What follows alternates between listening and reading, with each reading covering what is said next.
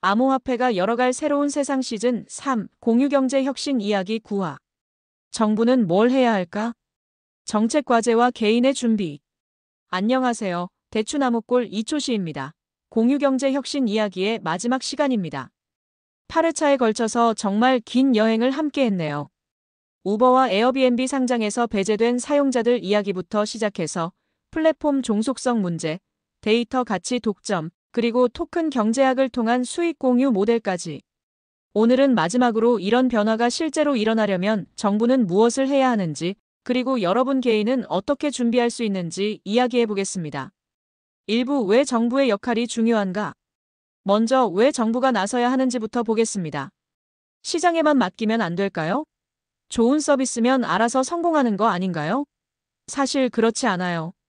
기존 플랫폼들이 워낙 강력한 네트워크 효과를 가지고 있거든요. 구글이 검색 시장의 90%를 차지하고 페이스북이 소셜미디어를 독점하고 아마존이 전자상거래를 지배하고 있잖아요. 이런 상황에서 새로운 모델이 자연스럽게 등장하기는 어려워요. 기존 기업들이 온갖 방법으로 방해할 테니까요. 실제로 유럽연합은 구글과 애플의 독점적 지위를 견제하기 위해 디지털 시장법을 만들었어요. 중국도 알리바바와 텐센트 같은 플랫폼 기업들을 규제하고 있고요. 결국 정부가 나서서 공정한 경쟁 환경을 만들어주고 혁신적인 모델이 성장할 수 있는 토양을 마련해야 하는 거예요. 2부 규제 샌드박스의 확대. 정부가 해야 할 첫 번째 일은 규제 샌드박스를 확대하는 거예요. 현재도 금융 분야에서 규제 샌드박스가 운영되고 있지만 규모가 너무 작아요. 수익 공유형 플랫폼 같은 새로운 모델을 실험하기에는 제약이 많죠. 예를 들어 뮤직스웨어 같은 서비스를 만들려고 하면 음악 저작권법, 금융법, 개인정보보호법 등 여러 법률에 걸려요. 각각 따로 승인받으려면 몇 년이 걸릴 수 있어요. 규제 샌드박스에서는 일정 기간 동안 이런 규제들을 완화해서 실험할 수 있게 해주는 거예요. 성공하면 정식 법률로 만들고 실패하면 교훈을 얻는 거죠. 싱가포르나 영국이 이런 방식으로 핀테크 혁신을 이끌었어요. 우리도 플랫폼 경제 혁신을 위해 비슷한 접근이 필요해요. 규제는 혁신을 막는 게 아니라 올바른 방향으로 이끄는 역할을 해야 하는 거예요. 3부 디지털 자산법의 제정. 두 번째로 필요한 건 명확한 디지털 자산법이에요. 현재 한국의 암호화폐 관련 법률은 너무 모호해요. 토큰이 증권인지 화폐인지 유틸리티인지 기준이 불분명하죠. 이런 상황에서는 기업들이 투자하기 어려워요.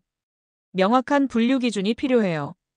예를 들어 뮤직스웨어의 MS 토큰은 유틸리티 토큰으로 분류해서 증권법 적용을 받지 않게 하는 거죠. 대신 실제 서비스 이용이 주목적이어야 한다는 조건을 달고요. 안정기금에 대한 법적 근거도 필요해요. 토큰 발행 수익의 일정 비율을 안정기금으로 적립하도록 의무화하고 독립적인 기관에서 관리하도록 하는 거예요. 세제 혜택도 중요해요. 수익 공유형 플랫폼에 투자하거나 이용하는 개인들에게 세금 혜택을 주는 거죠. 혁신을 장려하는 차원에서요. 법이 명확해야 기업들이 안심하고 투자할 수 있어요. 4부 공공 블록체인 인프라. 세 번째는 공공 블록체인 인프라 구축이에요. 현재 블록체인 서비스들은 대부분 해외 네트워크를 사용해요. 이더리움, 폴리곤 같은 거죠. 그런데 이러면 데이터 주권 문제가 생길 수 있어요. 정부가 직접 블록체인 네트워크를 구축하거나 민간이 구축한 네트워크를 지원하는 방식을 생각할 수 있어요. 예를 들어 코리아 체인 같은 걸 만들어서 한국의 수익 공유형 플랫폼들이 안전하고 빠르게 서비스할 수 있게 하는 거죠.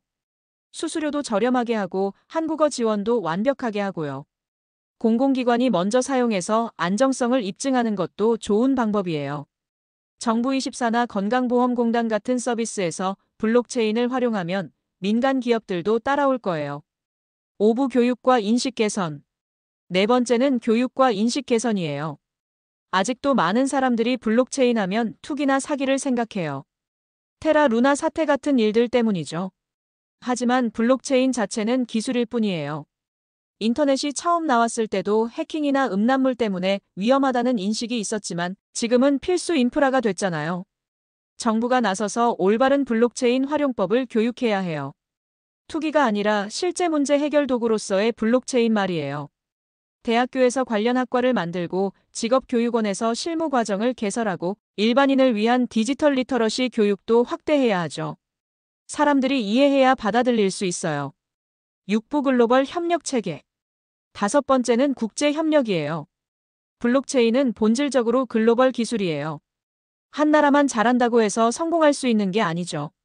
다른 나라들과 공통 기준을 만들어야 해요. 토큰 분류, 과세, 규제 같은 것들 말이에요. 각국마다 다르면 기업들이 사업하기 어려워져요. 특히 우리와 비슷한 고민을 가진 나라들과 협력하는 게 중요해요. 일본, 싱가포르, 에스토니아 같은 나라들은 이미 관련 정책을 적극 추진하고 있어요.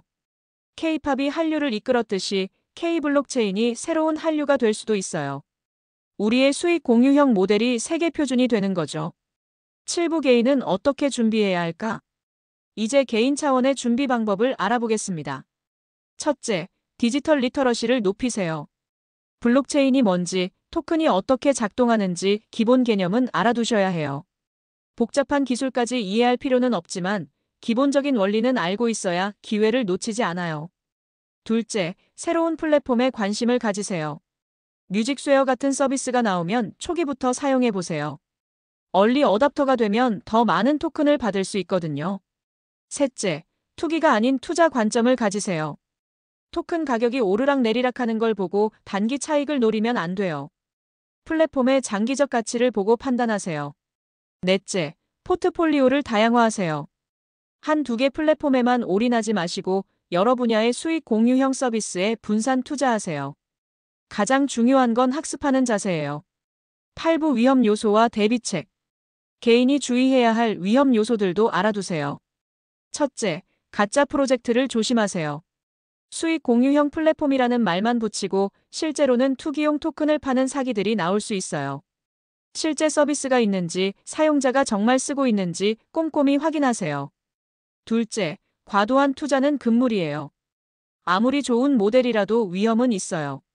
생활비까지 투자하면 안 돼요. 여유 자금의 일부만 투자하세요. 셋째, 기술적 위험도 있어요. 블록체인 자체가 아직 완전하지 않은 기술이거든요. 해킹이나 버그로 손실이 생길 수도 있어요.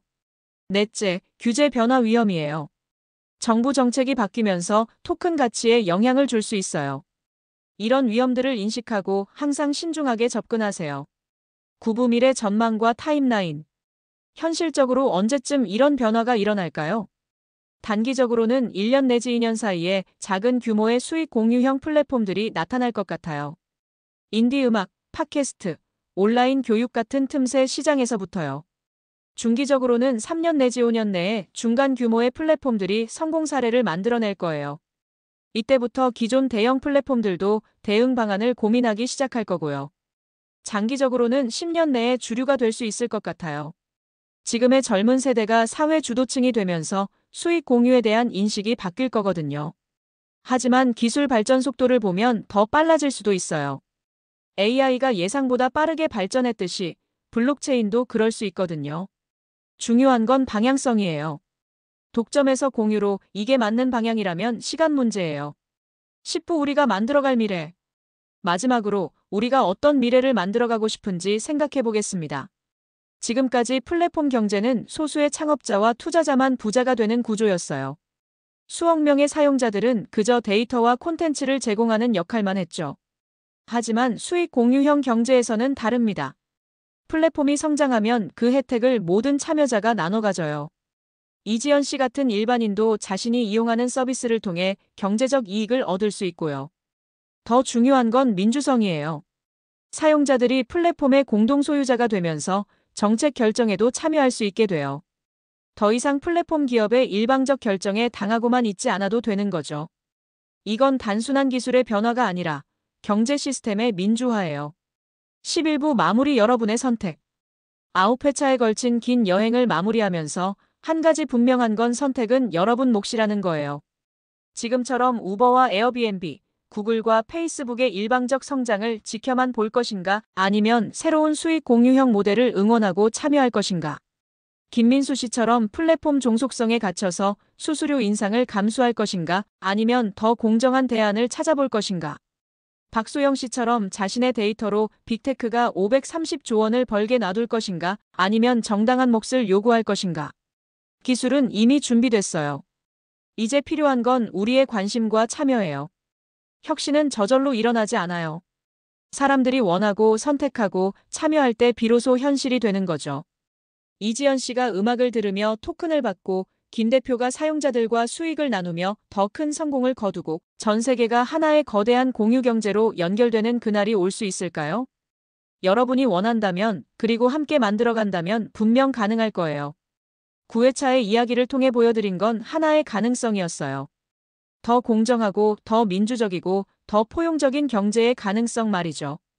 그 가능성을 현실로 만드는 건 이제 우리 모두의 몫입니다. 지금까지 공유경제 혁신 이야기를 들어주셔서 정말 감사했습니다. 여러분과 함께한 이 여행이 단순한 이야기로 끝나지 않고 실제 변화의 씨앗이 되기를 바랍니다. 구독해주시고 주변에 많이 공유해주세요. 그리고 언젠가 수익 공유형 플랫폼이 나오면 가장 먼저 참여해보세요. 변화는 여러분에게서 시작됩니다. 감사합니다.